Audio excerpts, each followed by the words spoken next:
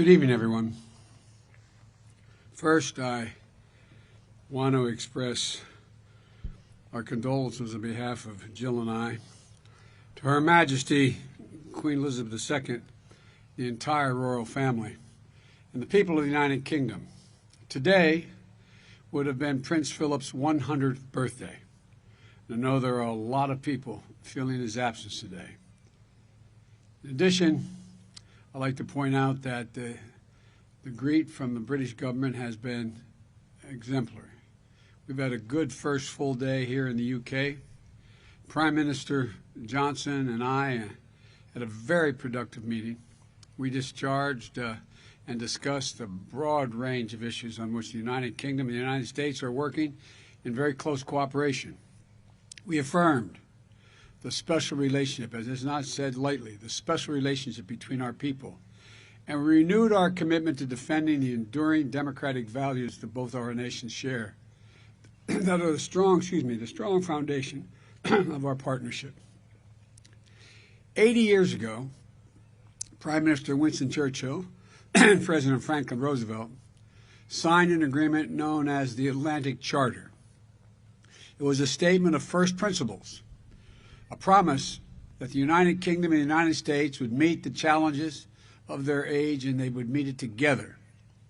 Today, we build on that commitment with a revitalized Atlantic Charter, updated to reaffirm that promise while speaking directly to the key challenges of this century: cybersecurity, emerging technologies, global health, and climate change.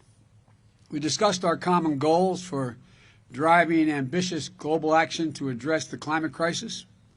And the Climate Leaders Summit that I hosted in April was in part about helping drive forward the momentum toward the critical COP26 that the UK will host in Glasgow later this year. We talked about the shared sacrifices our service members have made, bravely serving side by side in Afghanistan for close to 20 years. The UK was with us from the start, as they always are, equally committed to rooting out the terrorist threat. And now we're coordinating our withdrawal together. And of course, we talked about how our two nations can together lead the global fight against COVID-19. That's been a major focus of the G7 under British leadership, particularly in focusing and coordinating our resources to help vaccinate the world. And tonight, I'm making an historic announcement regarding America's leadership in the fight against COVID-19. America knows firsthand the tragedies of this pandemic. We've had more people die in the United States than anywhere in the world. Nearly 600,000 of our fellow Americans, moms, dads, sons, daughters, brothers, sisters, grandparents, more deaths from COVID-19 in the United States than from World War I, World War II, the Vietnam War, and 9/11 combined. We know the tragedy. We also know the path to recovery. The United States has now vaccinated 64% of our adults with at least one shot. Just 4.5 months ago, we were at only 5% with one shot. It took a Herculean effort on the part of our government to manage one of the biggest and I would say most complicated logistical challenges in our history. It took the ingenuity of scientists, building on decades of research to develop a vaccine. It took the full capacity of American companies manufacturing and delivering the vaccines around the clock. And as a result, we have the lowest number of daily deaths since the first day of this pandemic. Our economy is rebounding. Our vaccination program has already saved tens of thousands of lives, with that count growing each day, and has allowed millions of Americans to get back to living their lives. And from the beginning of my presidency, we've been clear-eyed that we need to attack this virus globally as well. This is about our responsibility, our humanitarian obligation to save as many lives as we can, and our responsibility to our values. We value the inherent dignity of all people. In times of trouble, Americans reach out to offer help and offer a helping hand. That's who we are. And when we see people hurting and suffering anywhere around the world, we seek to help as best we can. That's why under both Republican and Democratic presidents, the United States has made transformative commitments to bolster global health. Commitments under President Bush like PEPFAR, which changed the global fight against HIV/AIDS. And in this moment, our values call on us to do everything that we can to vaccinate the world against COVID-19. It's also in America's self-interest. As long as the virus rages elsewhere, there is a risk of new mutations that could threaten our people. We know that raging COVID-19 in other countries holds back global growth, raises instability, and weakens governments. And as we've seen in the United States, with evidence clear day by day, the key to reopening and growing economies is to vaccinate your people. Our vaccination program has helped the American economy begin to recover from the worst economic crisis in a century. Over 2 million new jobs created just in the last 4 months since I've become president. An historic decline in long-term unemployment. Businesses reopening, and a projected economic growth of 6.9%, the fastest in nearly 4 decades in America. Just as the American economy is recovering, it is in all of our interest to have the global economy begin to recover as well. And that won't happen unless we can get this pandemic under control worldwide. That's why, as I said in my address to the joint session of Congress in April, America will be the arsenal of vaccines in our fight against COVID-19, just as America was the arsenal of democracy during World War II. Over the past 4 months, we've taken a number of steps toward this historic effort. We have contributed more than any nation to COVAX, a collective global effort that is delivering COVID-19 vaccines across the world. We've supported manufacturing efforts abroad through our partnerships with Japan, India, and Australia, known as the Quad. We've shared doses with our neighbors, Canada and Mexico. And in addition, 3 weeks ago, with America's vaccines supply secured, and with confidence we have enough vaccines to cover every American who wants one, we announced that we would donate 80 million doses of our own vaccine in-house now to supply the world by the end of June. Many of these doses are shipping to countries around the world as we speak. And today, we're taking a major step that will supercharge the global fight against this pandemic. In my direction, the United States will purchase an additional 500 million doses from Pfizer vaccine, that will donate nearly 100 low and lower middle income countries. They will be the beneficiaries. Let me say that again.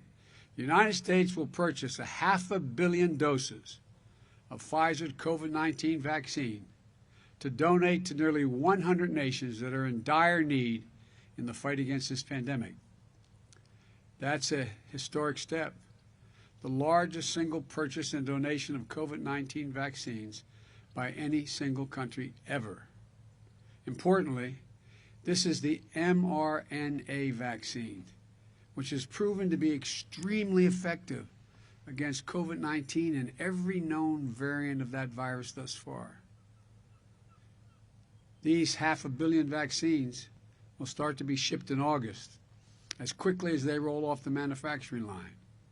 200 million of these doses will be delivered this year, 2021, and 300 million more will be delivered in the first half of 2022. Let me be clear. Just as with the 80 million doses we previously announced, the United States is providing these 500,000 doses with no strings attached. Let me say it again, with no strings attached. Our vaccine donations don't include pressure for favors or potential concessions. We're doing this to save lives, to end this pandemic. That's it, period. I also want to thank Albert Bourla, Pfizer's CEO and chairman, for joining me today. We've gotten to know each other over the last few months. He and I and his entire team have really, he's really stepped up at this critical stage in our fight against the pandemic.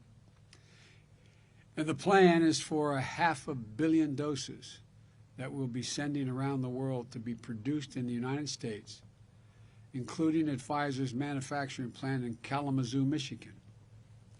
80 years ago, not too far from that plant in Kalamazoo, in the Detroit area, American workers built tanks and planes and vehicles that helped defeat the global threat of fascism in World War II. They built what became known as the arsenal of democracy. Now, a new generation of American men and women, working with today's latest technology, is going to build a new arsenal to defeat the current enemy of world peace, health, and stability, COVID-19. Albert was gracious enough to welcome me to Kalamazoo plant back in February. It's incredible, the ingenuity, the care, the safety that goes into every single dose as I toured the entire plant. Most of all, when you're there, you feel the pride of every worker there feels, how the pride they feel in what they're doing. I've been to a lot of plants. I've worked, I'm a big union guy. I've been doing it my whole career. But you could see the looks on their faces. They were proud. I mean it sincerely, they were proud of what they were doing. They knew what they were doing. American workers will now produce vaccines to save lives of people in Africa, Asia, Latin America, and the Caribbean. People they will never meet and have never met. Places they've never visited and probably won't have an opportunity to. But lives saved all the same, thanks to American leadership, American workers, hard work, and values. Let me close with this.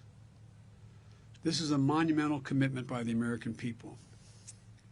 As I said, we're a nation full of people who step up at times of need to help our fellow human beings, both at home and abroad. We're not perfect, but we step up. Well, we're not alone in this endeavor. That's the point I want to make. We're going to help lead the world out of this pandemic, working alongside our global partners. Under the UK chairmanship of the G7, democracies of the world are posed to deliver as well. This U.S. contribution is the foundation for additional coordinated efforts to help vaccinate the world. The British government, the Prime Minister, has led a strong campaign to get people vaccinated across the UK. And I'm grateful they're making their own generous donation. Tomorrow, the G7 nations will be announcing the full scope of our commitment, our meaning the G7. And I want to thank all of my G7 partners for stepping up to recognize our responsibility to meet the moment. I'm looking forward to working with my counterparts on these efforts in the coming days and much more. One final point I want to make clear. This is not the end of our efforts to fight COVID-19 or vaccinate the world. We have to turn manufactured doses into shots in arms to protect people and communities. That's why the United States is already providing hundreds of millions in funding to support last-minute vaccination efforts, including new funding from Congress as part of the American Rescue Plan, and working with programs in Latin America, Asia, and Africa.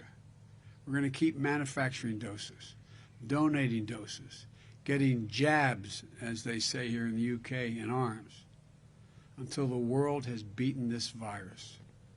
I want to thank you all. Now I'd like to turn it over to my friend, the CEO and chairman of Pfizer, Albert Bourla. Albert, it's all yours. And again, personally, thank you for stepping up. Thank you, Mr. President. Thank you very much. Thank you, Mr. President, and it is, of course, a great honor to be with you today for this historic announcement. As the G7 countries come together for this critical summit, the eyes of the world are on the leaders of these powerful nations to help solve the ongoing COVID-19 crisis. While great progress has been made in many developed nations, the world is now asking the G7 leaders to shoulder the responsibility to help vaccinate people in all countries. Mr. President, I know from our conversations that we agree that every man, woman, and child on the planet, regardless of financial condition, race, religion, or geography, deserve access to life-saving COVID-19 vaccines. And once again, the United States has answered the call. And we are grateful to you and your administration for your leadership in this front. Today, we are providing 500 million doses of the Pfizer-BioNTech vaccine to the world's poorest nations.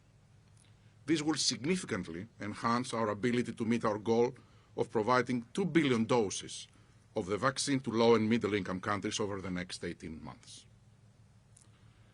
Thanks to the ingenuity of so many scientists and the dedication of so many manufacturing workers, today we can see clearly the light at the end of the tunnel. But we still have work to do. And I can assure you, Mr. President, that we will be relentless in pursuing more solutions to end the pandemic. Just this week, we began dosing participants aged 5 to 11 years old in a global phase 2-3 study. And as we speak, we continue our studies in pregnant women.